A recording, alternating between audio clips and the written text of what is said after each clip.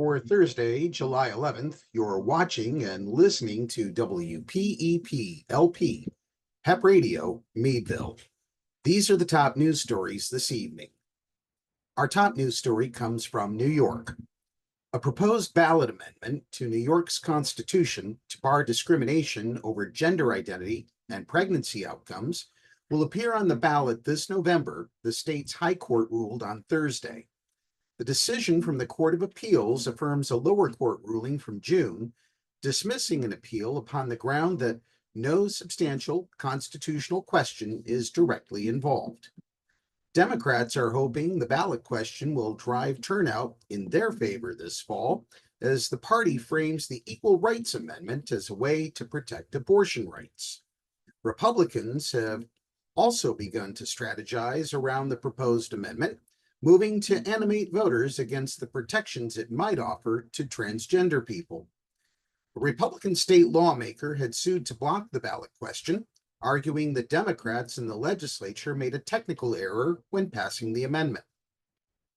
Turning to news from Maryland, same-sex couples could already get married in Maryland before the U.S. Supreme Court extended the right nationwide 9 years ago.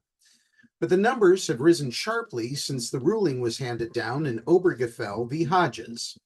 The U.S. Census Bureau estimates that there were about 4,400 same-sex married couples in Maryland in 2012, the year before the state made it legal. That number grew to 10,388 by 2015, when the Supreme Court called marriage a fundamental right inherent in the liberty of the person that could not be denied to same-sex couples. Since the Obergefell ruling, the number of same-sex married couples in Maryland has climbed to about 16,500, according to census estimates, or 69% of all same-sex couples, up from 33% in 2012. Despite members of the LGBTQ+ community still facing discrimination and other challenges, overall acceptance has grown over the years as some states, such as Maryland, work to pass laws that aim to uplift the community. I would say that's the biggest difference. I see people really thriving in their authenticity in themselves, getting back to being all open and honest about who you are and being able to say it out loud and proud, said Senator Mary Washington of Baltimore County, who was the first openly LGBTQ+ African American elected to state office in Maryland. Like, I can say my wife, she said, and I say that more often than I say I'm a lesbian. I could just say my wife, and that says it all.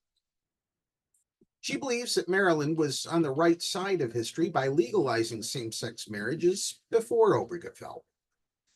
Pennsylvanians have been on the right side of history since 2014, but the law has yet to be changed.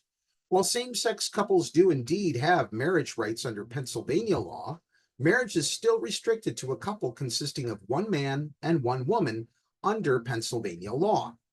Representative Malcolm Kenyatta and others in the PA House passed House Bill 2269 to repeal the old law, but the Pennsylvania Senate has yet to schedule or hold any committee meetings on the bill. Ohio has similar legislation pending. Even though the state has allowed same-sex marriages since 2015 due to the U.S. Supreme Court ruling, Ohio law and the state's constitution still outlaw the practice. Democrats there have recently renewed an effort to update that law. It's something that's long overdue in Ohio, said State Representative Jody Whitted of Madera, who submitted House Bill 636 to the Ohio House in late June. The bill is a repeat of former Democrat efforts that were largely ignored. It would revoke Ohio's current law that maintains a marriage may only be entered into by one man and one woman, and change it to read that a marriage may only be entered into by two persons. House Bill 636 would also get rid of several paragraphs in Ohio's law that state, for example, that any marriage between persons of the same sex is against the strong public policy of Ohio, and that no legal benefits of such a marriage shall be extended by the state. The bill would also add in protections for interracial marriages, another type of marriage that, despite historical resistance, was legalized by the U.S. Supreme Court. Despite the state's constitution and code forbidding same-sex marriages, Ohio has recognized the practice since 2015, when the U.S. Supreme Court delivered that narrow 5-4 ruling in the Obergefell v. Hodges case, which, by the way, stemmed from Ohio, and found that same-sex marriages were protected under the 14th Amendment to the United States Constitution. Simply put, Ohio's legislation has as good a chance of passing with a staunchly conservative supermajority in Columbus as similar legislation does in the Pennsylvania Senate. And finally, this news from Delaware. As American society navigates an era marked by deep divisions and heightened cultural conflicts, specifically targeting trans people, Delaware State Senator Sarah McBride stands at the forefront of a historic transformation. She's positioned to become the first out transgender person elected to the United States Congress, and McBride's candidacy for Delaware's at-large House seat is a powerful symbol of progress and a stark reminder of the ongoing battles for the LGBTQ+ community and our rights.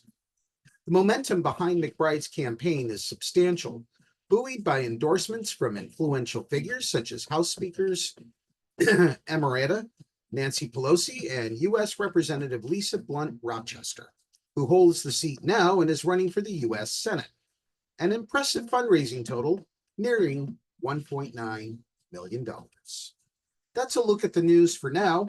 We'll be back again tomorrow morning with further updates on all sorts of stories related to the LGBTQ community. For PEP Radio, I'm Dave Moore. Thanks for watching and listening.